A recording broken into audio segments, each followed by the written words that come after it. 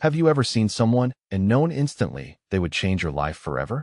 Drop your state in the comments if you believe in fate, because what happened to me in New Orleans proved that sometimes destiny walks through your door wearing the wrong man's ring. The bass line from the jazz quartet downstairs vibrated through the floorboards of Dante Moro's private office, but he barely registered the music. Numbers demanded his attention tonight. Territory disputes, shipment schedules, the endless calculations that kept his empire running smoothly through the sultry Louisiana darkness. At 34, he had built something his father never could have imagined, something that survived because Dante had learned the most important lesson life could teach. Never let anyone close enough to destroy you from the inside. His father had died for love, stabbed in an alley behind a Bourbon Street bar because he chose a woman over good sense, trusted the wrong person with the wrong information. Dante was 12 when they buried what was left of Antonio Moro, and he had sworn over that grave that he would never be so weak. Love was a luxury he could not afford, relationships a vulnerability his enemies would exploit. The rule was simple: no attachments, no exceptions, no room for the kind of stupidity that had killed his bloodline. 22 years later, that philosophy had served him well. The Moro organization controlled 70% of the drug trade flowing through the port of New Orleans, maintained peace with the other families through calculated respect and overwhelming firepower, and commanded loyalty through competence rather than sentiment.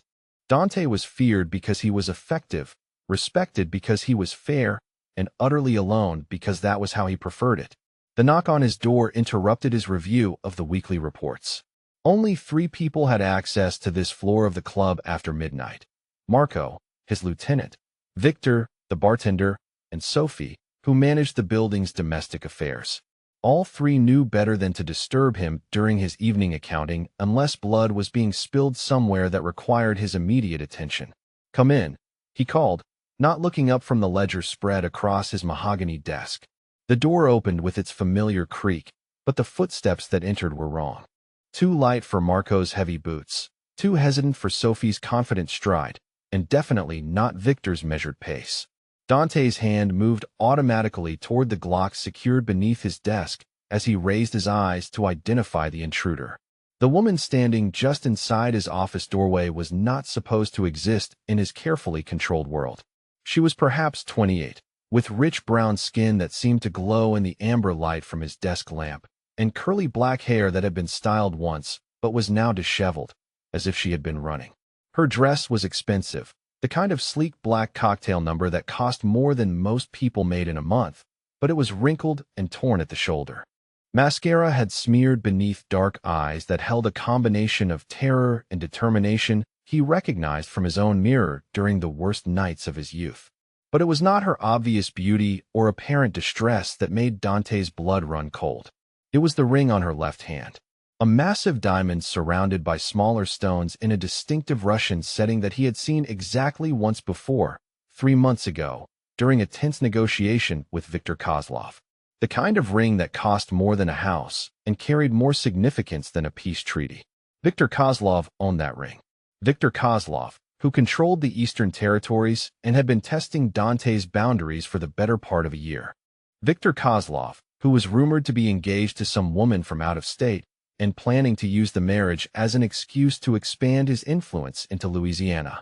Viktor Kozlov, who would slit his own mother's throat if it gained him an advantage in their ongoing chess match for control of the Southeast. And this woman was wearing his ring.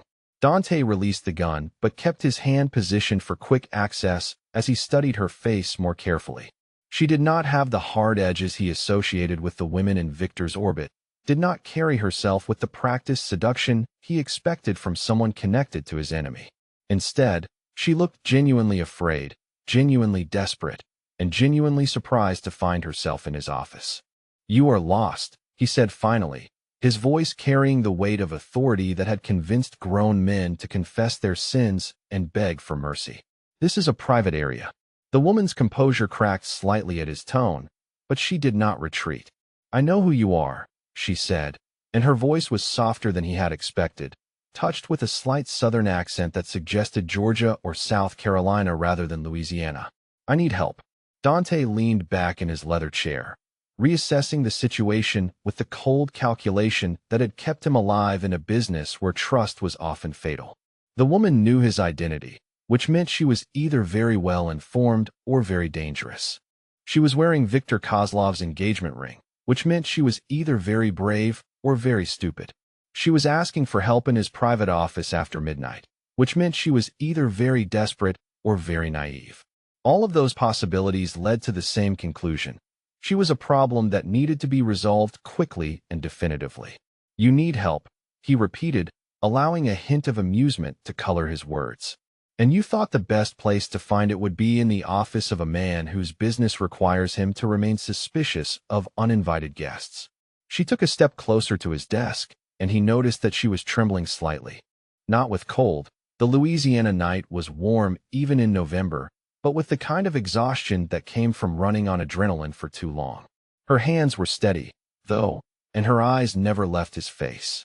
"I know what you do," she said. "I know what kind of man you are. But I also know that you have rules, that you protect people in your territory, that you do not hurt women or children. I am hoping those stories are true." Dante felt something shift in his chest, a recognition that he did not want to acknowledge. She had done her research, understood enough about his reputation to make an educated gamble with her safety. That suggested intelligence and desperation in equal measure, a combination that had historically proved either very valuable or very dangerous to his operation. "What kind of help do you need?"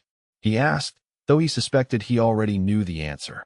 Her eyes dropped to the ring on her finger, and for a moment her carefully maintained composure faltered completely.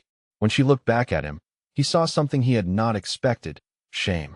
Not fear of discovery, not guilt over betrayal, but the deep, bone-level shame of someone who had been systematically broken down and was only beginning to understand the scope of their own damage. "I need to disappear," she said quietly. "I need to become someone he cannot find, someone he cannot touch, someone he cannot hurt anymore. I thought if I could make it here, to your territory, I might have a chance." The admission hung in the air between them like smoke, heavy with implications that Dante was not sure he wanted to explore. Viktor Kozlov was many things: violent, ambitious, ruthless in his pursuit of power, but Dante had never heard rumors of him abusing women. Business rivals, certainly. Subordinates who disappointed him, absolutely. But the women in Viktor's life had always seemed to be treated as valuable assets rather than disposable entertainment, which meant either the rumors were wrong, or this woman was lying, or Viktor's relationship with his fiancée was more complicated than the intelligence reports suggested. All three possibilities carried risks that Dante needed to evaluate carefully before deciding how to proceed. He stood slowly, noting how she tensed but did not retreat, and moved around the desk until he was close enough to see the details she had been trying to hide. The torn shoulder of her dress revealed bruised skin beneath. The smeared mascara was from tears as much as sweat. The trembling he had noticed was not entirely from exhaustion. It was from the kind of hypervigilance that came from living with constant threat. And the ring, now that he could see it clearly, was not sitting properly on her finger. It was too large, sliding around when she moved her hand, as if it had been forced onto a finger it was never meant to fit. "Viktor is your fiancé," he said, and it was not a question. She nodded once, a sharp, jerky movement that spoke of reluctant honesty. She corrected. "I left 3 days ago. Took nothing but the ring because it was the only thing valuable enough to trade for a new life." Dante felt his world shift in a way he had not experienced since he was 12 years old, and learned that love could kill you. This was not a random woman seeking his protection. This was not even a rival's discarded mistress looking for revenge or sanctuary. This was Viktor Kozlov's runaway fiancée, wearing stolen property worth more than most people's annual salary, asking him to help her disappear from the life she had presumably agreed to share with his enemy. Every instinct he possessed screamed that this was a trap. Viktor was cunning enough to sacrifice a beautiful woman if it gained him access to Dante's operation, ruthless enough to abuse someone he claimed to love if it served a larger purpose. The timing was too convenient, the approach too direct, the risk too enormous for an innocent woman fleeing domestic violence. But as he studied her face in the lamplight, noting the way she held herself with hard-won dignity despite her obvious fear, The way her eyes tracked his movements without flinching away from direct contact, the way she had spoken his name with respect rather than terror, Dante found himself considering possibilities he knew he should reject immediately. "What is your name?" he asked. "Zara," she replied, then hesitated. "Zara Hendricks. I was Zara Hendricks before Victor decided I should be Zara Kozlova." The past tense she used for her own identity sent something cold through Dante's blood. He had heard that tone before, from people who had been systematically stripped of everything that made them who they were until only the shell remained. It was the voice of someone who had learned to speak of themselves as if they were already dead. Before he could stop himself, before his rational mind could intervene with the dozen reasons why getting involved would be suicide for his organization, Dante heard himself asking the question that would change everything. What did he do to you, Zara Hendricks? The sound of her name, spoken with something approaching gentleness, broke the last of her composure. Tears she had been holding back for 3 days finally spilled over, and her voice was barely steady as she answered. "He said he loved me," she whispered. "He said he would take care of me, that I would never have to worry about anything again. He said marriage was about possession, about belonging to someone who was strong enough to protect what was his. I thought he meant from the world. I did not realize he meant from myself."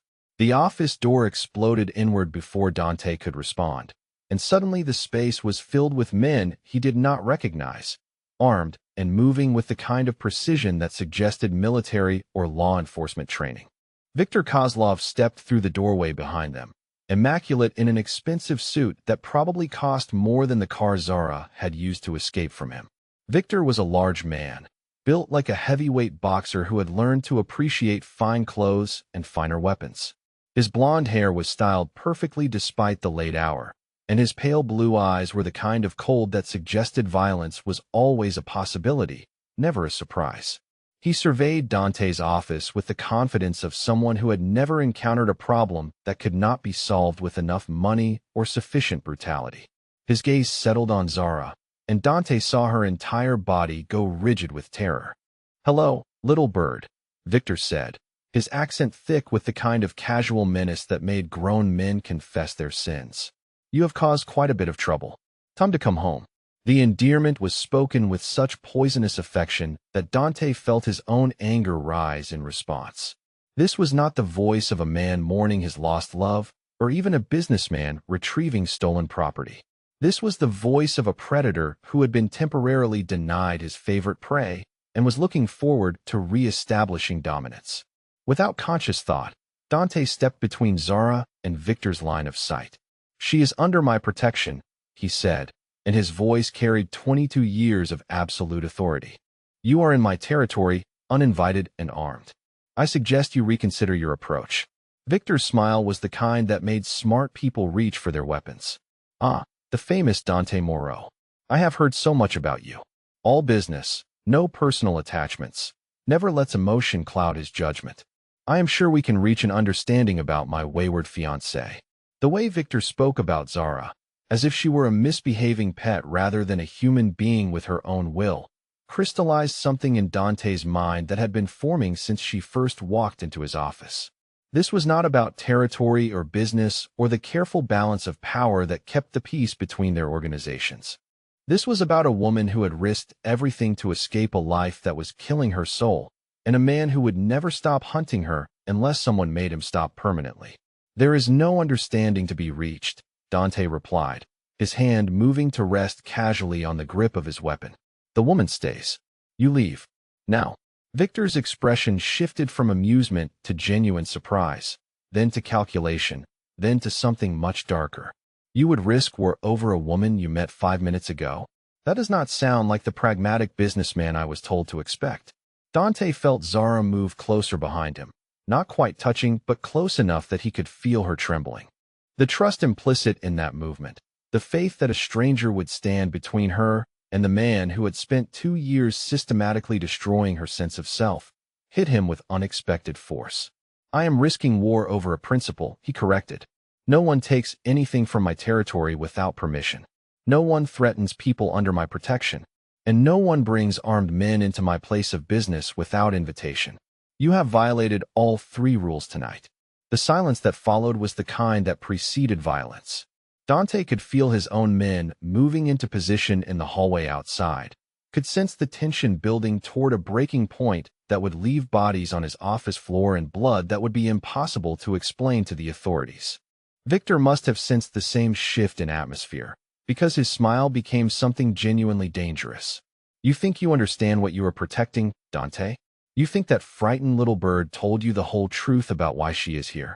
He reached into his jacket pocket, and every weapon in the room tracked toward him, but what he withdrew was not a gun. It was a photograph, which he tossed onto Dante's desk with theatrical casualness. Ask her about the gallery opening in Atlanta, Victor continued. Ask her about the security guard who tried to help her leave that first night. Ask her about what happened to her sister when I realized she was planning to run. Dante did not look at the photograph, but he heard Zara's sharp intake of breath behind him. Whatever the image showed, it was enough to make her step back from his protection, enough to make her voice break when she spoke. Dante, she said, and his name sounded different in her mouth now, weighted with desperation and guilt and something that might have been apology. I need to tell you something. But there was no time for explanations, because Victor's men were already moving, and Dante's instincts were screaming that the next few seconds would determine whether everyone in this room lived to see morning. The first shot came from his left, one of Victor's soldiers aiming for Dante's center mass. But Dante had been expecting violence since the moment Victor walked through his door, and he was already diving toward cover behind his desk, pulling Zara down with him as bullets began to tear through the air where they had been standing. The war Victor had threatened was no longer a possibility. It was happening now, in Dante's office, with a woman caught between them who might be exactly what she appeared to be or might be the most dangerous trap either man had ever walked into. As he returned fire and listened to Zara's terrified breathing beside him, Dante realized that for the first time in 22 years, he was about to discover whether his father's weakness lived somewhere in his own blood. The choice between survival and protection had never seemed so complicated or so urgent. The gunfight lasted exactly 97 seconds. Dante knew because he had been counting, the way his father had taught him to track time during violent encounters so that adrenaline would not distort his perception of how long he had before police sirens or rival reinforcements arrived. 97 seconds for 3 of Victor's men to die, for his own security team to secure the building, and for Victor himself to retreat with promises of retribution that echoed through the jazz club like a funeral dirge. Now, 20 minutes later, Dante sat in the passenger seat of his armored Mercedes while Marco navigated the winding roads that led to his compound outside the city, watching Zara's reflection in the window as she stared out at the Louisiana darkness. She had not spoken since they left the club, had not asked where they were going or what would happen next, and her silence was somehow more unsettling than tears or questions would have been. The photograph Victor had thrown on his desk lay folded in Dante's jacket pocket, still unexamined. Whatever it showed, whatever truth it contained about the woman sitting 3 feet away from him, could wait until they were somewhere secure. The immediate priority was getting her away from Victor's reach and determining whether she represented salvation or destruction for everything he had built. The compound appeared through the trees like something from another century, all wrought iron gates and Spanish moss hanging heavy in the humid air. Dante's great-grandfather had built the main house in 1923, back when the Moreau family was still trying to appear respectable despite their obvious connections to the kind of business that thrived in New Orleans' shadows. 3 generations later, respectability was no longer a concern, but the house itself had been fortified and modernized until it was both beautiful and impregnable. Motion sensors tracked their approach, infrared cameras cataloged their arrival, and steel gates that looked decorative but could stop a tank rolled open to admit them into the circular drive. Zara's eyes widened as she took in the scope of the estate, the careful balance between elegance and obvious security that defined Dante's private world. "It is beautiful," she said quietly, and her voice held genuine appreciation rather than the calculation he would have expected from someone working for Victor. "But it feels like a fortress." "That is the point," Dante replied, stepping out of the car and offering his hand to help her navigate the gravel drive in her torn cocktail dress and ruined heels. "Beauty attracts attention. Fortification discourages unwelcome visitors." She accepted his assistance without hesitation, her fingers warm and steady despite everything that had happened. The trust implicit in that simple contact sent something unexpected through his chest, a recognition of vulnerability that he had not experienced in more years than he cared to count. The front door opened before they reached it, revealing Sophie Tran, who had been managing Dante's domestic affairs for the past 8 years and was probably the closest thing to family he had allowed himself since his father's death. Sophie was in her early 50s, compact and efficient, with silver-streaked black hair and the kind of quietly authoritative presence that suggested she had been handling complicated situations long before she came to work for a man whose business required constant vigilance. Her dark eyes moved from Dante to Zara to the blood on Dante's shirt sleeve, cataloging details with the practiced efficiency of someone who understood that information could be the difference between life and death. "How many casualties?" she asked without preamble. "3 on their side, none on ours," Dante replied. "Victor escaped. He will be back." Sophie nodded once, then turned her attention to Zara with the kind of maternal assessment that had somehow survived 40 years of dealing with men who solved problems with violence. "The girl needs food, a hot shower, and clothes that were not designed for running from armed men." Zara looked surprised at being addressed directly, as if she had expected to be discussed rather than included in decisions about her own care. "I do not want to be any trouble," she said, and there was something in her voice that suggested she had said those words many times before, usually while receiving exactly the opposite of what she claimed not to want. "Honey," Sophie replied with the kind of gentle firmness that brooked no argument, "you are standing in my house wearing a torn dress and trauma in your eyes. The only trouble would be if I did not take proper care of you." The casual kindness in Sophie's tone seemed to catch Zara off guard. She looked from the older woman to Dante, as if seeking permission for something as basic as accepting hospitality, and he felt another piece of the puzzle that was Viktor Kozlov's relationship with his former fiancée click into place. "Go with Sophie," he said. "Get cleaned up, get some rest. We will talk in the morning about what comes next." But as Zara followed Sophie toward the main staircase, she turned back to look at him with something that might have been gratitude or might have been regret. "I need you to know that whatever Victor told you, whatever is in that photograph, I never wanted anyone to get hurt because of me." The words hung in the air between them like a confession, and Dante found himself studying her face in the soft light from the crystal chandelier, looking for signs of deception or manipulation. What he saw instead was exhaustion and guilt, and the kind of bone-deep shame that came from believing yourself responsible for other people's violence. "We will discuss it tomorrow," he repeated, but his voice was gentler than he had intended. After she disappeared upstairs with Sophie, Dante made his way to his study, where Marco was already waiting with a bottle of bourbon and the kind of expression that suggested the evening's complications were far from over. Marco Dubois was 32, Cajun by birth and temperament, loyal to Dante personally rather than to the organization itself. He had been handling intelligence and security for the Moreau operation for 6 years, and his instincts about people had kept them all alive through situations that should have ended in disaster. "Tell me," Dante said, accepting the glass Marco offered and settling into the leather chair behind his desk. "Victor mobilized everything he has within an hour of leaving the club," Marco reported. "Word on the street is that his woman stole something more valuable than just that ring. He is calling in favors, making promises, threatening anyone who might have seen her. This is not just about recovering stolen property or wounded pride. He wants her back for reasons he is not sharing with his own people." Dante sipped the bourbon and felt it burn away some of the adrenaline that had been coursing through his system since Zara first walked into his office.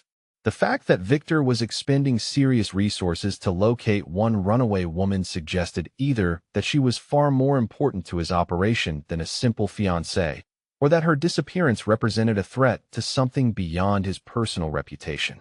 "What do we know about her background?" he asked. "Zara Hendricks, 28, art restorer and gallery curator from Atlanta. Clean record, no criminal associations before Victor. Parents died in a car accident when she was 22, no siblings, no close family connections that would make her disappearance a problem for law enforcement. She met Victor 2 years ago at a gallery opening in Atlanta where he was supposedly shopping for pieces for his new house in Miami." The details matched what Zara had told him in the office, But Dante had learned long ago that the best lies were built on foundations of truth. What happened after they met? Marco consulted his notes, though Dante suspected he had already memorized every relevant detail. Classic courtship pattern at first. Expensive dates, exotic vacations, public displays of wealth and attention. She moved to Miami 6 months later, supposedly to be closer to him. Engagement announcement 8 months after that. Wedding planned for next spring. Nothing unusual in that timeline. Nothing that suggested coercion or deception on either side.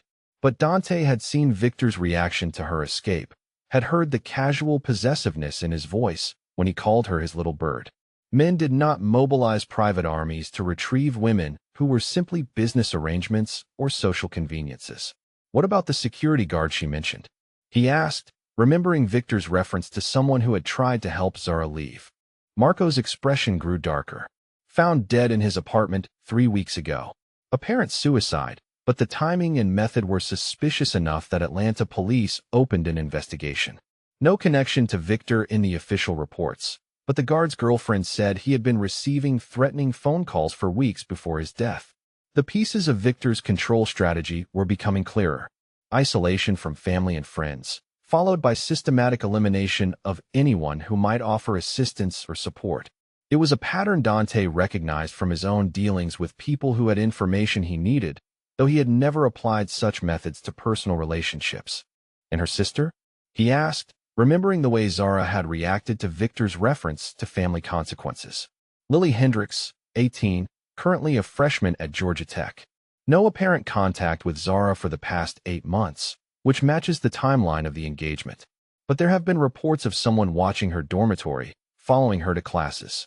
Nothing concrete enough for police involvement, but enough to suggest someone wants her to know she is being observed. The threat was clear enough. Victor had systematically removed every support system from Zara's life, then positioned her younger sister as a hostage to ensure compliance. It was effective, ruthless, and exactly the kind of long-term psychological warfare that a man like Victor would consider a reasonable investment in maintaining control over someone he considered his property. Dante stood and moved to the window that overlooked his gardens, thinking about the woman who was probably falling asleep in his guest room while armed men searched the city for any trace of her presence. The smart play was obvious. Return her to Victor with an apology for the misunderstanding, accept some financial compensation for the inconvenience, and continue the delicate balance that kept their territories peaceful and profitable. But he could not stop thinking about the way she had stepped closer to him when Victor's men entered his office. The instinctive trust that had made her seek protection from a stranger rather than return to the man who claimed to love her. He could not stop hearing the shame in her voice when she spoke about becoming someone Victor could not find, as if disappearing was the only way to reclaim her own identity. Most importantly, he could not stop feeling the shift in his own thinking that had occurred the moment he decided to protect her. For 22 years, every decision had been filtered through a simple question: what was best for the organization? Tonight, for reasons he did not fully understand, he had asked a different question: what was right? The photograph in his jacket pocket felt like it weighed 100 pounds. Whatever Victor wanted him to see, whatever truth or lie it contained, would determine how this situation proceeded. But as he stood looking out at the security lights that kept his compound safe from the dangers that existed beyond its walls, Dante found himself hoping that the woman upstairs was exactly what she appeared to be. Because if she was not, if this was some elaborate trap designed to exploit the one weakness he had never allowed himself to develop, then they were all going to discover just how much damage a man could do when he realized he had been betrayed by someone he had chosen to trust. His phone buzzed with an incoming message. The number was unfamiliar, but the content was unmistakable in its intent. You have something that belongs to me. Return her within 24 hours, or discover what happens to men who steal from Victor Kozlov. This is not a negotiation. Dante deleted the message and finished his bourbon, then made his way upstairs to check the security protocols that would keep them all alive through the night. Tomorrow, he would examine Victor's photograph and decide whether Zara Hendricks was worth starting a war over. Tonight, he was simply grateful that she was safe in his house, sleeping under his protection, trusting him with her life in a way that no one had for more years than he cared to remember. The feeling was dangerous, unprecedented and absolutely terrifying. It was also the first time in 2 decades that he had felt genuinely alive. Dante woke to the sound of his phone buzzing against the mahogany nightstand, the vibration cutting through the pre-dawn quiet like a blade. 3:17 in the morning, according to the red digital numbers on his clock, which meant the call was either an emergency or a message from someone who understood that sleep was a luxury in his line of work. He answered without checking the caller identification, his voice automatically shifting into the tone that had convinced men twice his size to reconsider their life choices. "Boss." Marco's voice was tight with controlled fury. "They hit the warehouse on Dauphine Street. Burned it to the ground. Left one man alive to deliver a message." Dante was already moving. Pulling on clothes and reaching for the weapon he kept beside his bed. "How much did we lose?" 50,000 in product, plus the building. But that is not the real problem. Victor left a calling card. Pictures of the woman, details about her sister's class schedule, and a countdown timer. "We have 18 hours to return her, or he starts killing people we care about." The cold calculation that had governed Dante's life for more than 2 decades kicked in automatically, sorting through options and consequences with the efficient brutality that had built his empire. Victor was escalating exactly as expected, using violence to demonstrate both his capabilities and his commitment to retrieving what he considered his property. The warehouse was symbolic rather than strategic, chosen for its visibility rather than its value. The real message was in the timeline and the threats against civilians. "I will be down in 5 minutes, Dante said. "Increase security around Sophie and the house staff. And Marco, find out everything you can about Lily Hendrix's current location. If Victor is planning to move against her, I want to know about it before he does." He ended the call and stood in the darkness of his bedroom, feeling the familiar weight of decisions that would determine whether people lived or died. 22 years ago, he had promised himself that he would never allow personal feelings to compromise his judgment the way they had destroyed his father. Tonight, that promise was being tested in ways he had never anticipated. The woman sleeping in his guest room represented everything he had trained himself to avoid.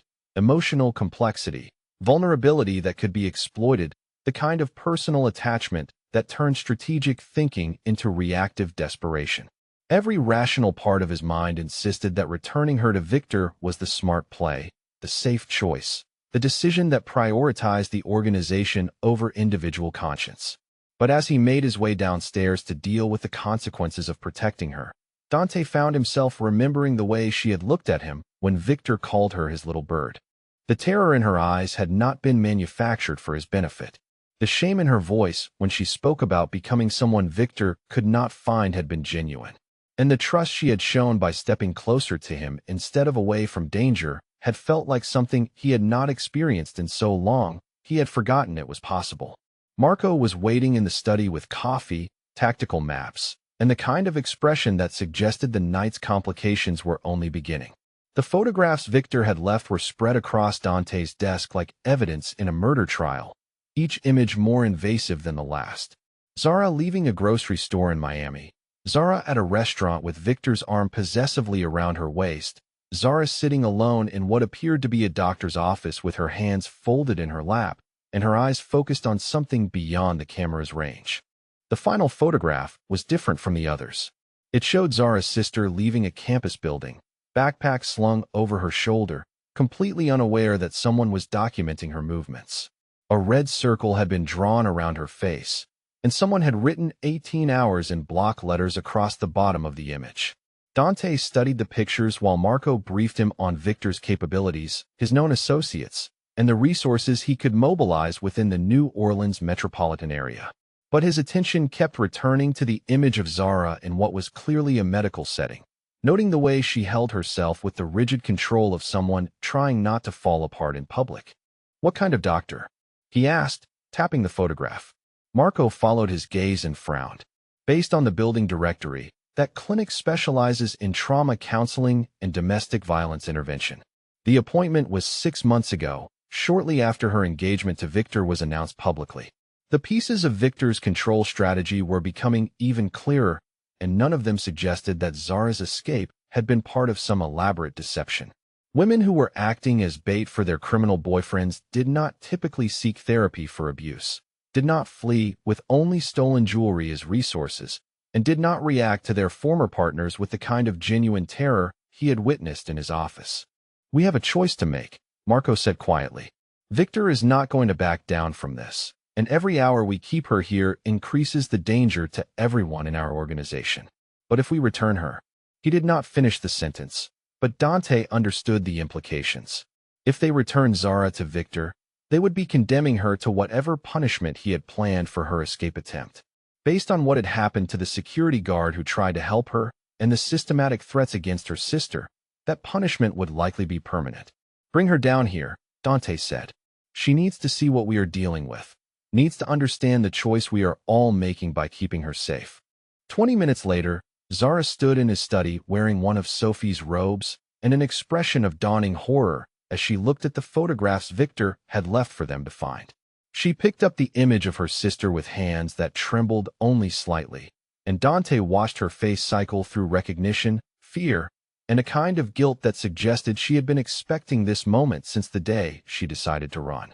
"I am sorry," she said, and her voice was steady despite the tears that had started falling. "I knew he would retaliate, but I hoped I could get far enough away that he would not bother following. I should have known better." The apology was addressed to both men, but her eyes were on Dante, and he found himself studying her face for signs of manipulation or calculation.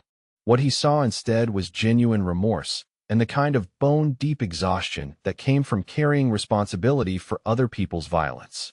"This is not your fault," he said, and meant it. Victor made the choice to escalate. Victor decided to threaten innocent people. Victor burned down my warehouse and endangered my people. "You are not responsible for his actions." "But I am responsible for being here," she replied. "I am responsible for putting you in a position where protecting me means war with him. And I am responsible for what happens to Lily if he decides to hurt her to get to me." She set the photograph down carefully and looked directly at Dante with the kind of steady resolve that suggested she had been preparing for this conversation since she first walked into his office.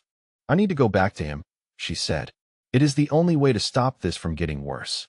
The words hit Dante like a physical blow, and he felt something shift in his chest that had nothing to do with strategic thinking or organizational priorities. The idea of watching her walk back into Victor's control, knowing what the man was capable of and what would certainly happen to her, was suddenly unthinkable. "No," he said, and his voice carried 22 years of absolute authority. "You are not going back to him. We will find another way." "What other way?" she asked, and there was something desperate in her tone that suggested she genuinely could not see any alternatives. "He has more men, more resources, more connections than you do. He will keep escalating until you either give me back or he destroys everything you have built. And he will hurt my sister to prove that no one is beyond his reach." Dante moved closer to her, close enough to see the gold flecks in her dark eyes, close enough to smell the faint scent of Sophie's lavender soap on her skin. She did not step back, though he could see the tension in her shoulders that suggested flight was still an option she was considering. "Tell me about your father," she said suddenly, and the non sequitur caught him off guard. "What does my father have to do with this? You said that love killed him, that trusting the wrong woman destroyed everything your family had built. You have spent your entire adult life avoiding personal attachments because you think they make you weak. But what if he died because he did not protect her properly, not because he loved her at all?" The question hit closer to home than Dante was prepared for, forcing him to examine assumptions he had carried for more than 2 decades without question. His father had died in an alley behind a Bourbon Street bar, stabbed by men who had learned the location of a crucial meeting through information that could only have come from someone in Antonio Moreau's inner circle. The woman he was seeing at the time had disappeared the same night, taking with her both the details of his business operations and the trust he had placed in her personal loyalties. Dante had always assumed that his father's love had blinded him to obvious signs of betrayal, that emotional attachment had compromised his judgment in ways that led directly to his death. But listening to Zara suggest alternative interpretations, he found himself considering possibilities he had never allowed himself to explore. "Maybe she was threatened," Zara continued, watching his face carefully. "Maybe someone used her to get to him the same way Victor is trying to use my sister to get to me. Maybe love was not what killed him. Maybe it was the failure to recognize that love means protecting people from the consequences of being connected to you. The insight was uncomfortably perceptive, and Dante felt something inside him crack open that had been sealed since he was 12 years old. He had built his entire adult philosophy on the assumption that caring about people made them weapons that could be used against him. But what if the real vulnerability was not in loving someone, but in failing to love them enough to keep them truly safe? You think I should risk everything I have built to protect a woman I have known for less than 24 hours? He asked. I think you should ask yourself what kind of man you want to be, she replied. And I think you should consider whether the safety you have built for yourself is worth anything if it requires you to abandon people who need your help. Before he could respond, before he could process the implications of what she was suggesting, the secure phone on his desk began to ring. Marco answered it with the clipped efficiency of someone who had been expecting bad news, and his expression grew progressively darker as he listened to the voice on the other end. Victor's men just hit 3 more locations, he reported after ending the call. Nothing stolen, nothing destroyed, but they left calling cards at each site. Photographs, countdown timers, and a message that the escalation will continue every 6 hours until his property is returned. Zara closed her eyes and swayed slightly, as if the weight of other people's endangered lives was more than she could bear standing upright. Without thinking, Dante reached out to steady her, his hands coming to rest on her shoulders with a gentleness that surprised them both. The contact was electric, immediate, and undeniable despite everything else happening around them. She looked up at him with something that might have been surprise or might have been recognition, and for a moment the space between them felt charged with possibilities that had nothing to do with strategic planning or organizational safety. Then her phone buzzed in the pocket of Sophie's robe, and the moment shattered like crystal against concrete. The number on the screen was one she obviously recognized, because her face went white in a way that suggested genuine terror. She answered the call with hands that were no longer quite steady, putting it on speaker so that both men could hear whatever Victor had planned for his next escalation. Hello, little bird. Victor's voice filled the study with poisonous affection. I trust you have seen my recent messages about the consequences of your poor decision-making. The video that appeared on her phone screen was obviously live, showing Lily Hendricks walking across a college campus with books clutched against her chest and earbuds blocking out the world around her. She was completely unaware of the camera documenting her movements, completely unaware that her life had become a bargaining chip in a war she knew nothing about. Your sister is very pretty, Victor continued. Very young, very trusting. It would be a shame if something happened to her because you decided to involve Dante Moreau in our private family matters. Zara's composure finally broke completely, and the sound that escaped her throat was part sob and part prayer. Please, she whispered. Please do not hurt her. She does not know anything about this. She does not even know you exist. Then come home, Victor replied, and his tone was the kind of gentle that concealed infinite capacity for cruelty. Come home where you belong, where I can take proper care of you, and your sister continues her education safely. Continue hiding behind Dante's protection, and discover what happens to little girls who wander too far from their dormitories after dark. The threat was explicit enough to leave no room for misinterpretation. Victor had people positioned to hurt Lily, and he would use her death to punish Zara's continued defiance. It was effective, ruthless, and exactly the kind of leverage that had probably kept her compliant for the past 2 years. But as Dante watched the terror in Zara's eyes and listened to Victor's casual discussion of murdering an 18-year-old college student, he felt something crystallize in his mind that had been building since she first walked into his office. This was not about territory or business or the careful balance of power that governed his world. This was about a choice between the kind of man he had been and the kind of man he could become. Victor, he said, his voice cutting through the poisonous intimacy of the call. This is Dante Moreau. I believe you, and I need to have a conversation. Ah, Victor replied, and the amusement in his tone suggested he had been hoping for exactly this development. The famous businessman who never lets emotion cloud his judgment. Tell me, Dante, what does my runaway fiancé offer that is worth declaring war over? Dante looked at Zara, noting the way she held herself with fragile dignity despite her obvious terror, the way she had trusted him with her safety even knowing it would endanger his organization, The way she had challenged his fundamental assumptions about love and protection with insights that cut straight to the heart of who he was and who he could choose to be. She offers me the chance to discover what kind of man I really am, Dante replied. And you, Victor, offer me the chance to prove that some things are worth fighting for regardless of the cost. The silence that followed was the kind that preceded declarations of war. When Victor spoke again, his voice carried 20 years of violence and the promise of more to come. Then we understand each other perfectly, he said. You have 12 hours to bring her home, or you will learn exactly what I am capable of when someone tries to steal what belongs to me. The line went dead, leaving them standing in a study filled with photographs and tactical maps and the weight of decisions that would determine whether anyone in this room survived the week. Dante reached for Zara's hands and felt the way she gripped his fingers like a lifeline. We are going to keep you safe, he promised, and meant every word. We are going to protect your sister, and we are going to end this permanently. For the first time since walking into his office, Zara smiled at him with something that looked like hope. It was the most dangerous feeling Dante had experienced in 22 years, and he found himself looking forward to discovering just how much trouble it would cause them all. The safe house appeared through the Louisiana mist like something from a fever dream, all weathered cypress wood and Spanish moss hanging heavy in the dawn air. Dante had owned the property for 8 years, but had never spent more than a few hours there, using it primarily as a fallback position when business required him to disappear from his normal haunts. Now, watching Zara take in the isolation of the bayou landscape, he found himself seeing the place through her eyes and wondering if she would find it beautiful or terrifying. Both, probably, which seemed appropriate given everything else about their situation. The cabin sat on stilts above the dark water, connected to solid ground by a narrow wooden walkway that would be easily defensible if Victor's men somehow managed to track them this far into the swampland.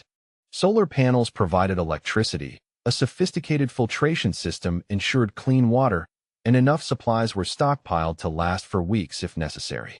It was primitive compared to his compound, but it was also completely off any grid that Victor might be able to access. Marco had insisted on sweeping the area for surveillance devices before allowing them to approach, and his men were positioned at strategic points throughout the surrounding marsh. If Victor wanted to reach them here, he would have to fight through terrain that heavily favored defenders who knew the landscape. It was as safe as Dante could make her, given the resources and time constraints they were working with. Inside, the cabin was larger than it appeared from the water, with an open floor plan that incorporated kitchen, living area, and bedroom into a single space designed for efficiency rather than privacy. Zara stood in the center of the room, still wearing Sophie's robe over the torn dress from last night, and looked around with the kind of careful observation that suggested she was cataloging escape routes rather than admiring the rustic decor. There is only one bed, she said, and her voice was carefully neutral in a way that suggested she had been thinking about the implications of their forced proximity.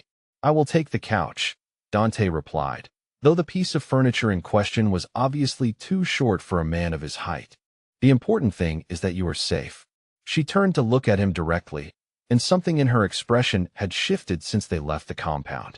The terror was still there, would probably always be there until Victor was permanently removed from her life, but it was tempered now by something that looked like determination. Safe, she repeated, as if testing the word in her mouth. I have not felt truly safe in 2 years. I had almost forgotten what it was supposed to feel like. The admission was so quietly honest that Dante felt something twist in his chest, a recognition of damage that went deeper than physical bruises or obvious threats. Victor had not just controlled her actions and isolated her from support systems. He had systematically eroded her sense of security until she could no longer trust her own judgment about what constituted safety. You are safe here, Dante said, and meant every word. No one is going to hurt you while you are under my protection. I know, she replied, and the simple faith in those 2 words hit him harder than any declaration of love could have. You said you would protect me, and I believe you. Even though I barely know you, even though trusting you puts your entire organization at risk, I believe you. The trust she was offering was staggering in its completeness, and Dante found himself studying her face in the morning light that filtered through the cabin windows.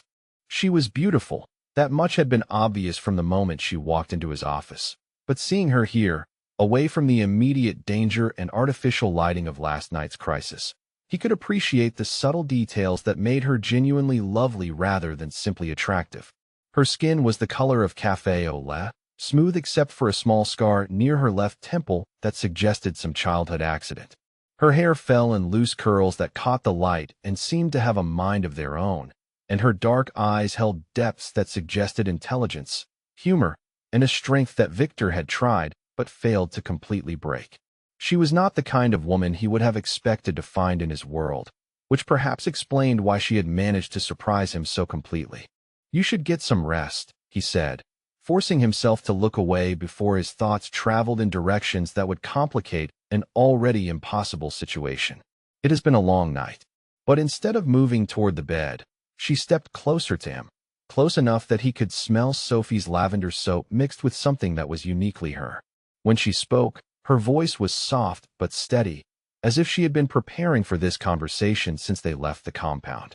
"Dante," she said, and his name sounded different in her mouth now, weighted with something that might have been affection or might have been gratitude.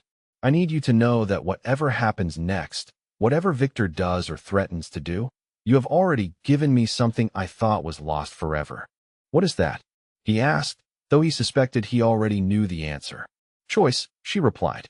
"For the first time in 2 years, I get to choose what happens to me, who I trust, where I go. Even if it all ends badly, even if we cannot find a way to stop him permanently, you gave me back the right to make my own decisions about my life."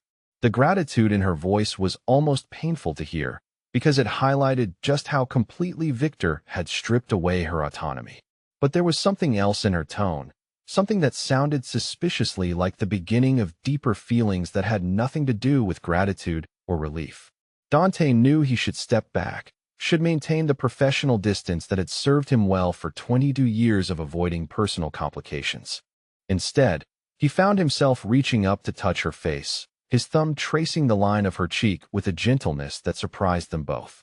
"Zara," he said, and her name felt right in his mouth in a way that no woman's name had since he was too young to understand the dangers of emotional attachment. "You do not owe me anything. You do not need to be grateful for basic human decency." "I am not talking about gratitude," she replied, and her voice was barely above a whisper. "I am talking about the way you look at me like I am someone worth protecting, not something to be owned. I am talking about the way you ask my opinion instead of making decisions for me. I am talking about the way you make me feel like myself again instead of like Victor's broken doll." The words hung in the air between them like a confession, and Dante felt the last of his carefully maintained emotional defenses crumble under the weight of her honesty. This was not manipulation or calculated seduction. This was a woman who had been systematically dehumanized for 2 years, recognizing genuine care when she encountered it. He was falling in love with her. The realization hit him with the force of a physical blow because it violated every principle he had used to govern his adult life. Love was weakness. Love was vulnerability that enemies could exploit. Love was the mistake that had killed his father and destroyed everything the Moreau family had built over 3 generations. But looking at Zara in the morning light, seeing the way she held herself with hard-won dignity despite everything Victor had done to break her spirit, Dante found himself questioning assumptions he had carried for more than 2 decades. Maybe love was not weakness. Maybe it was strength that came from having something worth protecting. Maybe his father had not died because he loved someone, but because he had not protected that love properly. "I am falling in love with you," he said, and the words felt like jumping off a cliff without knowing what waited at the bottom. "I know it is insane. I know it is dangerous. I know it complicates everything we are trying to accomplish. But I need you to know that what I feel for you has nothing to do with gratitude or obligation or even physical attraction. I love the way your mind works, the way you challenge my assumptions, the way you refuse to let Victor's abuse define who you are." Zara's eyes widened at his confession, and for a moment he thought she might step away, might retreat into the safety of emotional distance. Instead, she moved closer, her hands coming up to rest against his chest, her fingers spreading over his heartbeat. "I love you too," she whispered. "I know that is probably trauma bonding or Stockholm Syndrome or some other psychological phenomenon that has a name and an explanation. But I also know that when Victor called me his little bird, I felt like something caged and dying. When you say my name, I feel like myself again." The kiss that followed was inevitable, gentle at first, and then deeper as they both stopped fighting the connection that had been building since she first walked into his office. She tasted like coffee and hope and something indefinably sweet, and when she pressed closer against him, Dante felt 22 years of careful emotional control dissolve into something much more complicated and infinitely more dangerous. They moved together toward the bed with the kind of urgency that came from knowing their time might be limited, from understanding that Victor's timeline was counting down toward consequences neither of them wanted to contemplate. But when Dante's hands found the tie on Sophie's robe, he forced himself to stop, forced himself to look into her eyes and ask the question that mattered more than his own desire. "Are you sure?" he said. "Because once we cross this line, everything changes. And I need to know that you are choosing this because you want it, not because you think you owe it to me." "I want this," she replied, and her voice was steady despite the emotion in her eyes. "I want you. I want to feel something beautiful instead of something broken. I want to remember what it feels like to be touched by someone who cares about my pleasure instead of just their own power." The trust implicit in that statement was staggering, and Dante found himself thinking about the careful way Victor had destroyed her sense of agency, the systematic way he had taught her to associate physical intimacy with control and possession. What they were about to share would either begin to heal that damage or make it infinitely worse, depending on how carefully he handled her vulnerability. He undressed her slowly, reverently, taking time to kiss each new expanse of skin he revealed and telling her how beautiful she was, how perfect, how grateful he was that she trusted him with this gift. When she reached for his shirt, her hands were steady but her breathing was shallow, and he could see the effort it cost her to remain present instead of retreating into whatever mental space she had used to survive Victor's attentions. "Talk to me," he said as they lay down together on the narrow bed. "Tell me what you need, what you want, what feels good. This is about you, about us, not about anything that happened before." What followed was slow and careful and completely focused on her experience, her pleasure, her healing. Dante had never made love to someone with the kind of deliberate tenderness that prioritized emotional connection over physical satisfaction, had never understood how intimacy could be an act of restoration rather than simple recreation. But with Zara, everything was different. Her responses guided him. Her sighs and whispers and the way she said his name told him what she needed. And when she finally cried out in release, it felt like a victory over every way Victor had tried to break her spirit. Afterward, they lay tangled together in the narrow bed, her head on his chest and his fingers trailing through her hair, both of them processing what had just changed between them. The physical connection had been extraordinary, but the emotional intimacy was almost overwhelming. For the first time in his adult life, Dante felt completely vulnerable and completely safe at the same time. "This changes everything," Zara said quietly, echoing his earlier words. "Yes," he agreed. "It does. Victor will never stop hunting me," she continued. "As long as I am alive, as long as I am free, he will keep coming. And now he will come for you too, because you represent everything he cannot control, everything he cannot own." "Then we make sure he never gets the chance," Dante replied, tightening his arms around her. "We end this permanently, so that neither of us has to spend the rest of our lives looking over our shoulders." Before she could respond, before they could discuss what permanently ending their Victor problem might entail, Dante's secure phone began to ring. Marco's number appeared on the screen, and something in the urgency of the call suggested that their brief respite from reality was about to come to an abrupt end. "Boss," Marco's voice was tight with the kind of controlled panic that meant someone was about to die. "We have a problem. A big one." "What kind of problem?" Dante asked, already reaching for his clothes. "The kind where Victor has been tracking us this entire time." "The ring, boss. The fucking engagement ring has a GPS chip embedded in the stone. He has known exactly where you are since the moment she walked into your office." The words hit Dante like a physical blow, and he felt the world shift beneath him in ways that had nothing to do with the bed or the cabin or the isolation he had thought would keep them safe. If Victor had been tracking them from the beginning, if he knew about the safe house and the defensive positions and the carefully planned security measures, then everything they had done to protect Zara had been an elaborate exercise in futility. "How long do we have?" he asked.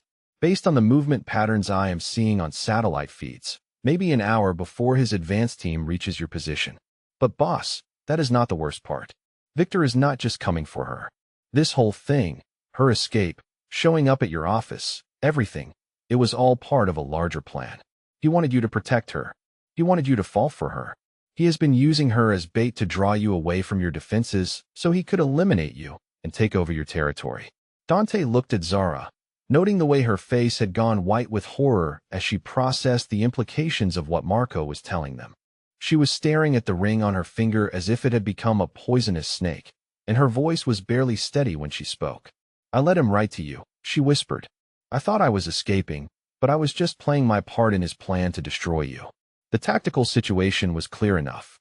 Victor had orchestrated Zara's escape, had probably planned for her to seek refuge with someone powerful enough to represent a threat to his expansion plans. Dante's protection of her had been part of the trap from the beginning, a way to isolate him from his defenses and position him for elimination. It was brilliant, ruthless, and exactly the kind of long-term strategy that explained how Victor had survived and thrived in a business that killed most people before their 30th birthday. But looking at the genuine anguish in Zara's eyes, listening to the self-recrimination in her voice, Dante found himself questioning whether she had been a willing participant in Victor's scheme or simply another victim of his manipulation. The woman who had just trusted him with her body and her heart, who had confessed her love with the kind of raw honesty that could not be manufactured, did not seem capable of the level of deception Victor's plan would have required. "It does not matter," he said, and meant every word. "It does not matter whether you knew or whether this was all part of his design. What matters is that we are here now, together, and we have one chance to end this before he destroys everything we care about." He was already moving, pulling on clothes and weapons, his mind shifting into the tactical mode that had kept him alive through 22 years of violent business. The plan forming in his head was simple, direct, and almost certainly suicidal. But it was also the only way to ensure that Zara survived Victor's endgame, even if Dante himself did not. "What are you thinking?" she asked, and something in his expression must have warned her of what was coming.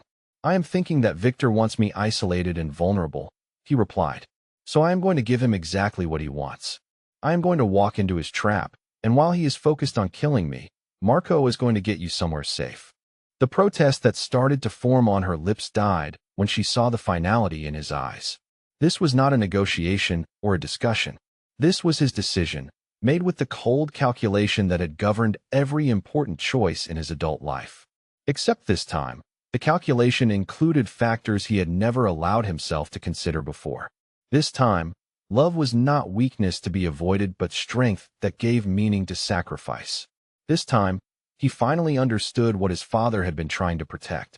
The speedboat cut through the dark water of the bayou like a blade, its engine muffled by the kind of sophisticated sound dampening that cost more than most people's cars.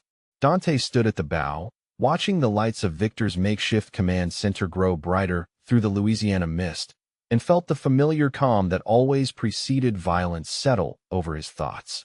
In 30 minutes, either Victor Kozlov would be dead or Dante would be, and the woman he had somehow fallen in love with in less than 48 hours would finally be free to choose her own future. The plan was simple in the way that all good tactical operations were simple. Eliminate the immediate threat with overwhelming force, accept whatever casualties were necessary to achieve the objective, and trust that preparation and commitment would overcome superior numbers. Victor had positioned himself on a partially submerged oil platform 3 miles into the marsh, surrounded by enough armed men to siege a small city. It was an impressive display of power designed to demonstrate that he controlled this confrontation completely. What Victor had not anticipated was that Dante would bring the woman he was trying to recover, or that she would insist on being part of the solution rather than a passive prize to be won or lost. "I should not be here," Zara said from her position beside him, her voice steady despite the obvious danger they were heading toward. "This is between you and him. I should have let you send me away with Marco." Dante looked at her in the moonlight, noting the way she held herself with quiet determination despite wearing tactical gear that was too large for her frame and carrying a weapon she had probably never fired outside of the brief training session Marco had given her at the safe house. She had insisted on coming despite every argument he could make about safety, strategy, and the basic principle that civilians should not be involved in military operations. "You belong here," he said, and meant every word. "This started when he tried to own you, and it ends when you prove that no one will ever own you again." The truth was more complicated than that, of course. Victor's plan to eliminate Dante and seize his territory would have proceeded with or without Zara's escape, and the conflict between their organizations had been building for months regardless of personal complications. But there was something symbolically important about her presence that transcended tactical considerations. She was not just a victim to be rescued or a prize to be claimed. She was a woman who had chosen to stand and fight for the life she wanted rather than accept the one that had been imposed on her. The command center came into view around a bend in the bayou, a collection of floating platforms connected by narrow walkways and illuminated by harsh floodlights that turned the surrounding water into liquid silver. Dante counted at least 20 armed men positioned at strategic points around the perimeter, with more probably hidden in the darkness beyond the lights. Victor had prepared for war, which suggested he understood that this confrontation would determine the balance of power in the southeast for years to come. Marco's voice crackled through the radio headset Dante wore, reporting the positions of his own men as they moved through the marsh toward their assigned targets. The plan was to hit Victor's defensive positions simultaneously from 3 directions, creating enough confusion and casualties to allow Dante and Zara to reach the central platform, where Victor was undoubtedly waiting for his dramatic conclusion to 2 years of careful manipulation. 2 minutes to contact, Marco reported. "All teams in position and ready on your signal." Dante reached for Zara's hand and felt the way her fingers tightened around his, warm and steady despite everything they were about to face. In another life, in a world where he was not a criminal and she had never met Victor Kozlov, they might have had years to explore what was growing between them. Instead, they had stolen hours in a safe house and the promise that if they survived the next 30 minutes, they would have the chance to discover whether love could exist in the aftermath of violence. "Whatever happens in there," he said, "you remember that you are not his property. You are not anyone's property. You are a woman who chose to fight for her freedom, and that makes you stronger than he will ever be." "I know," she replied, and her voice carried the kind of quiet confidence that came from finally understanding her own worth. "And you remember that you are not your father. You are not weak for loving someone. You are strong enough to protect what matters without destroying yourself in the process." The words hit him with unexpected force, because they addressed the fear he had carried for 22 years without ever acknowledging its existence. He had been terrified of becoming his father, of allowing emotion to compromise his judgment in ways that led to death and destruction. But Zara was right. Love had not killed Antonio Moro. The failure to protect what he loved had killed him. And Dante had spent 2 decades building the kind of power and influence that would ensure he never had to make that same mistake. The first explosions lit up the night sky as Marco's teams hit their targets, and suddenly the command center was chaos. Victor's men scrambled for defensive positions, while automatic weapons fire cut through the darkness like deadly fireworks. Dante's boat accelerated toward the central platform, using the confusion to close distance before Victor's people could organize a coordinated response. They reached the platform in the middle of the firefight, and Dante felt the familiar time distortion that came with combat as everything slowed down and sped up simultaneously.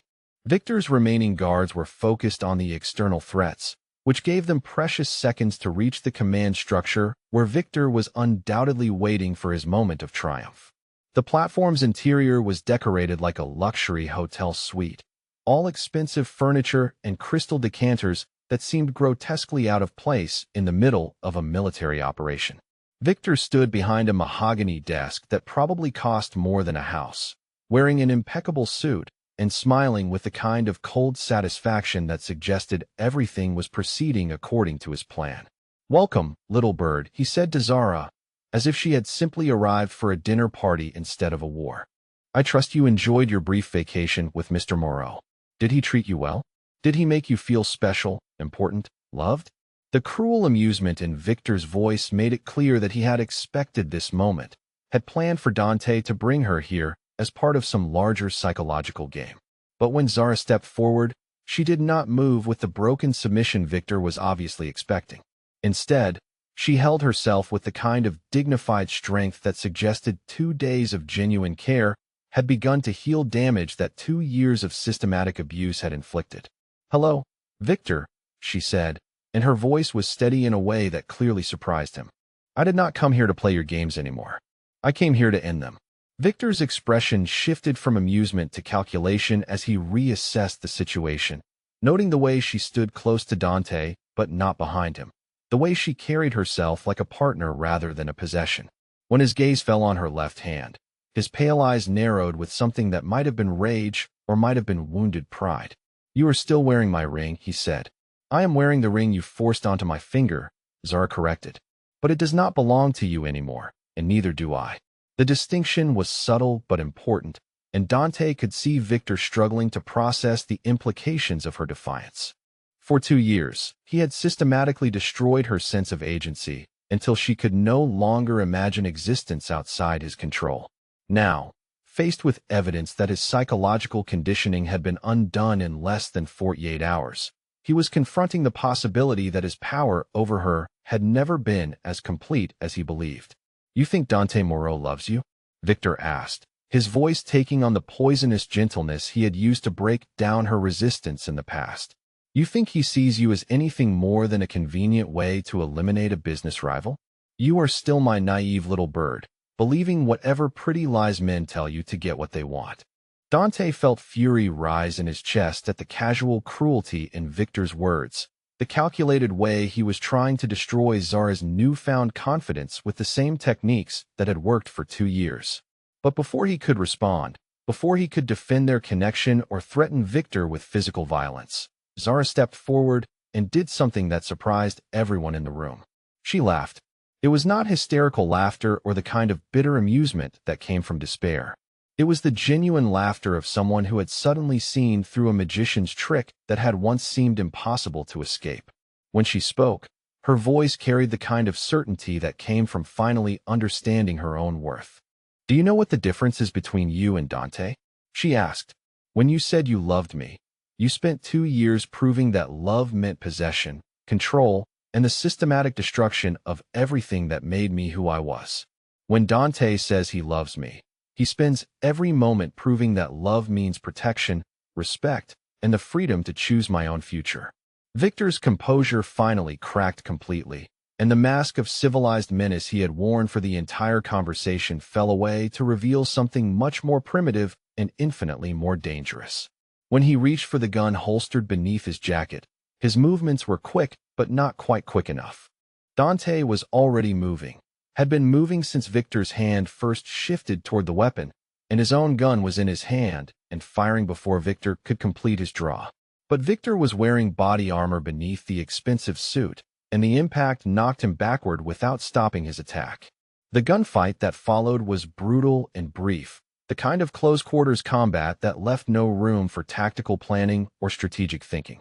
Victor's remaining guards stormed the room while Dante and Zara fought their way toward whatever cover they could find, and for 30 seconds the space was filled with the deafening thunder of automatic weapons and the smell of gunpowder and fear. When Victor rose from behind his overturned desk with blood streaming down his face and murder in his eyes, his attention was focused entirely on Dante, the man who had dared to steal what belonged to him. He never saw Zara move until she was close enough to press Sophie's backup pistol against his temple and speak with the kind of calm certainty that suggested she had been preparing for this moment since the day she first decided to run. "It is over," she said. "You will never hurt me again. You will never threaten my sister again. You will never control another woman the way you controlled me." Victor's death was quick and definitive, and the sudden silence that followed the gunshot was almost more shocking than the violence that had preceded it. In the space of a heartbeat, 2 years of systematic abuse and terror were finally, permanently ended. Dante felt the bullet that had been meant for Zara tear through his shoulder, spinning him around and sending him to his knees on the blood-slicked floor.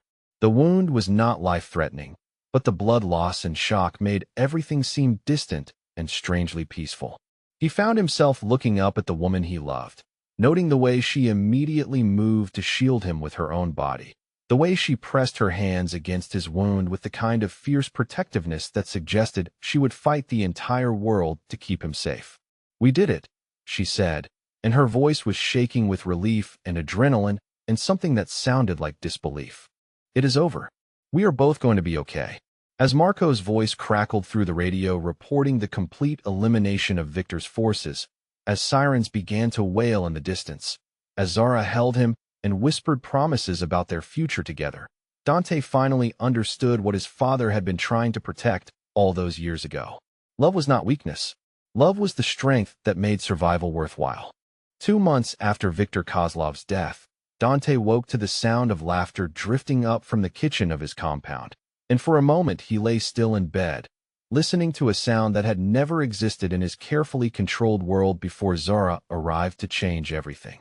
Her voice mixed with Sophie's in the kind of comfortable conversation that suggested genuine friendship rather than polite coexistence. And he could smell coffee and something that might have been homemade biscuits floating through the house, like a promise of domestic happiness he had never allowed himself to imagine. The past 8 weeks had been a study in controlled chaos as they rebuilt their lives around the reality that love was not a weakness to be avoided but a strength that required its own kind of strategic planning.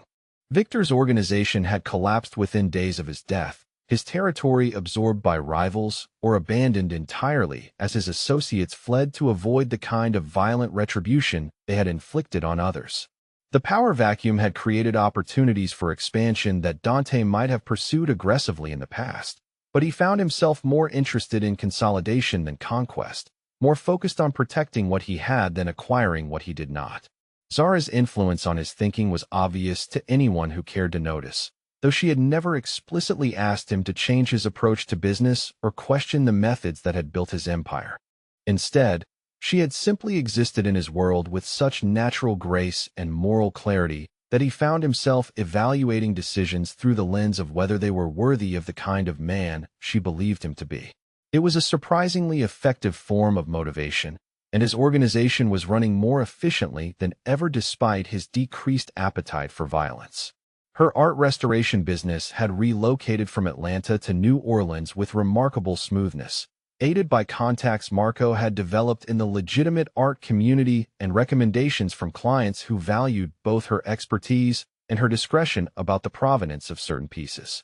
She had rented a gallery space in the French Quarter that was beautiful, secure, and close enough to his territory that he could ensure her safety without compromising her professional independence. Watching her rebuild her career on her own terms had been one of the great pleasures of the past 2 months. Lily had visited 3 times since Victor's death, initially suspicious of Dante's motives, but gradually warming to the idea that her sister had found someone who genuinely cared about her happiness rather than her compliance.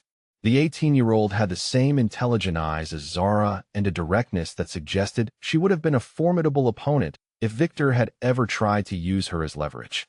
During her most recent visit, she had cornered Dante in his study and informed him with perfect seriousness that if he ever hurt her sister, she would find a way to make him regret it regardless of how dangerous his reputation suggested he might be. The threat had been so earnestly delivered and so completely unnecessary that Dante had found himself genuinely charmed by the young woman's protectiveness. He had assured her that Zara's happiness was his primary concern and that she would always be welcome in their home, which had earned him a smile that suggested conditional approval from the most important person in Zara's life besides himself. Now, listening to the sounds of morning routine that had become as natural as breathing, Dante allowed himself to acknowledge just how completely his priorities had shifted since that night she walked into his office wearing Victor's ring and desperation in equal measure. The organization still demanded his attention, but it no longer defined his identity. The compound was still fortified against external threats, but it had become a home rather than simply a fortress. And the rules that had governed his adult life for more than 2 decades had been replaced by a single guiding principle: protect and cherish the woman who had somehow convinced him that love was worth the risk of vulnerability. He found them in the kitchen, Zara wearing one of his shirts over dark jeans and Sophie fussing over a plate of biscuits that smelled like the kind of comfort food he had not eaten since childhood. They were discussing plans for the evening, Something about a gallery opening that one of Zara's colleagues was hosting, and the easy intimacy of their conversation suggested that Sophie had adopted Zara as the daughter she had never had. "Good morning, beautiful," he said, wrapping his arms around Zara from behind and pressing a kiss to the curve of her neck. "Did I miss anything important?" "Just Sophie teaching me her secret biscuit recipe," Zara replied, leaning back against his chest with the kind of comfortable trust that still amazed him every time he experienced it. Apparently, it has been closely guarded family knowledge for 3 generations. Sophie's expression suggested that sharing culinary secrets was a significant gesture of acceptance, and Dante found himself grateful once again for the older woman's ability to provide the kind of maternal warmth that Zara had been missing since her parents' death. The household had reorganized itself around Zara's presence in ways that felt completely natural, as if she had always belonged in this space, and they had simply been waiting for her to arrive. Marco appeared in the kitchen doorway with the kind of expression that suggested business requiring Dante's attention, but his approach was relaxed rather than urgent. The past 2 months had seen a significant reduction in crisis management as Victor's elimination removed the primary external threat to their stability, and Marco had adapted to the calmer pace with obvious relief. "Morning update," he said, accepting coffee from Sophie with the kind of grateful nod that suggested he had been up most of the night handling details that kept the organization running smoothly. "The Valentino family wants to meet about territorial boundaries next week. Nothing hostile, just clarification now that Victor is out of the picture. And the shipment from Miami arrived on schedule with no complications." "Good," Dante replied, but his attention was primarily focused on the way Zara fit against his side as he held her. The way her presence made even routine business discussions feel less significant than they once had. "Anything that requires immediate attention?" "Nothing that cannot wait until this afternoon," Marco said, and there was something in his tone that suggested he had deliberately scheduled the morning to be free of interruptions. "I thought you might want to handle some personal business first." The knowing look Marco exchanged with Sophie suggested that they had been planning something, and Dante felt a flutter of nervousness that had nothing to do with business negotiations or territorial disputes. He had been carrying the small velvet box in his jacket pocket for 3 days, waiting for the right moment to ask the question that would determine the shape of their future together. "Personal business?" Zara asked, looking between the 3 of them with the kind of intelligent curiosity that suggested she suspected something was happening but could not quite identify what. The kitchen suddenly felt too small, too public for the conversation Dante needed to have. He took Zara's hand and led her out onto the gallery that overlooked his gardens, where morning sunlight filtered through Spanish moss and created the kind of romantic atmosphere that belonged in movies rather than the real lives of people whose business involved violence and danger. "Zara Hendricks," he said, and her full name sounded formal and strange after months of endearments and casual intimacy. "2 months ago, you walked into my office and destroyed every assumption I had about what my life was supposed to look like. I seem to remember you doing most of the destroying," she replied, but her voice was soft and her eyes were bright with something that looked like anticipation. "You taught me that love is not weakness," he continued, reaching into his pocket for the box that contained either their future together or the most expensive rejection in Louisiana history. "You taught me that protecting someone I care about is not the same mistake my father made, but the most important responsibility I could ever accept.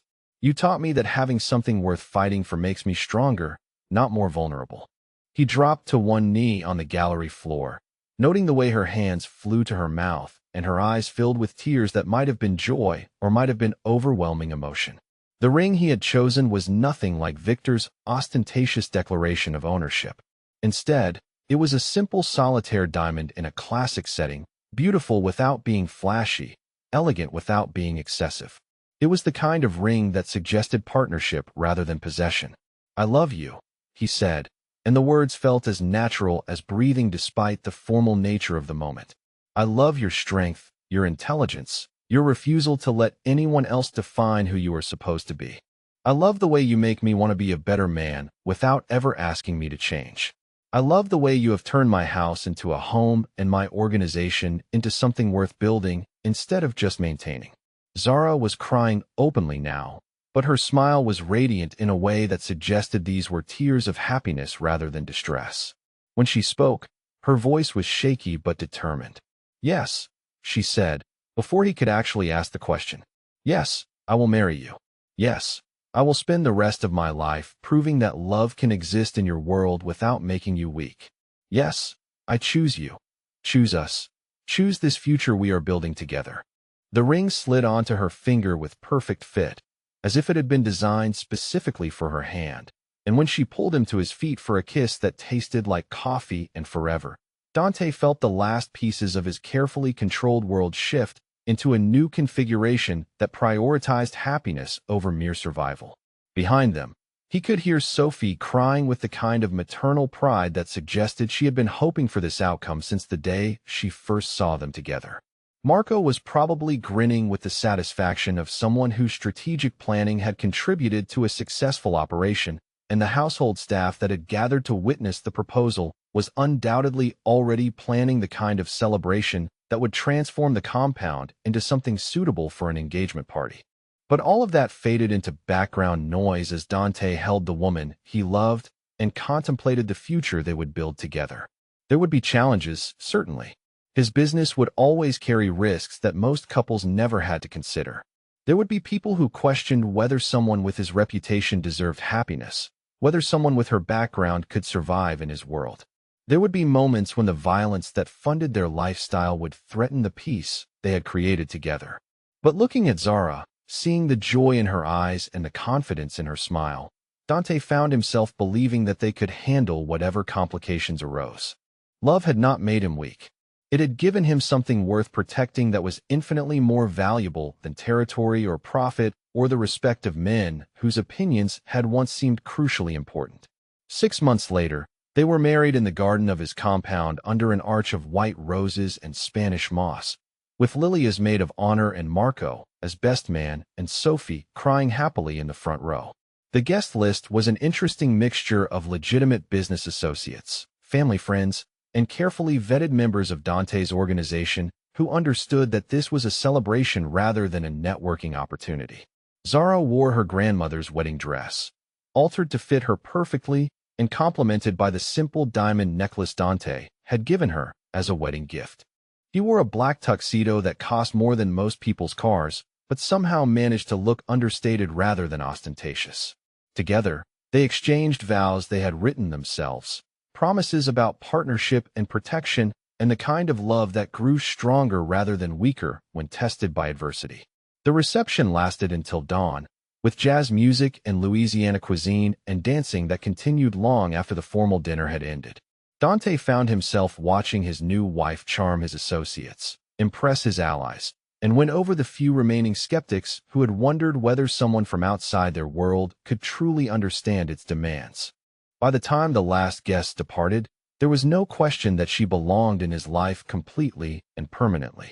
As they stood together on the gallery where he had proposed, watching the sun rise over New Orleans and beginning their first day as husband and wife, Zara's hand came to rest on her stomach in a gesture that was probably unconscious but definitely significant. "Have you ever had someone completely change your mind about love?" she asked, echoing the question that had started their journey together. Tell us in the comments about a time someone proved you wrong about what you thought you wanted. But Dante was not thinking about comments or audiences or anything beyond the immediate reality of the woman in his arms and the new life that was apparently already beginning to grow inside her. Instead, he was thinking about the future they would build together, the children who would grow up understanding that love was strength rather than weakness, the legacy they would create that had nothing to do with territory or profit and everything to do with the family they were already becoming. Victor's ring had been returned to his grave months ago, buried with the man who had tried to own what could never be possessed. The ring on Zara's finger now represented choice rather than coercion, partnership rather than possession, a future built on mutual respect rather than systematic control. Sometimes breaking your own rules leads to finding your real life, Dante said, pulling her closer as morning light transformed the bayou into something magical and new. Sometimes the best thing you can do is discover that everything you thought you knew about yourself was wrong. Zara smiled at him with the kind of contentment that came from being exactly where she belonged, with exactly the person she was meant to love, building exactly the future she had chosen for herself. And sometimes, she replied, the most dangerous thing you can do turns out to be the safest choice you have ever made. The future stretched ahead of them like an unwritten story, full of possibilities they were only beginning to explore. But whatever challenges arose, whatever complications their world would inevitably create, they would face them together with the kind of love that had already survived war, betrayal, and the systematic attempts to destroy it. In the end, that was all the security either of them would ever need.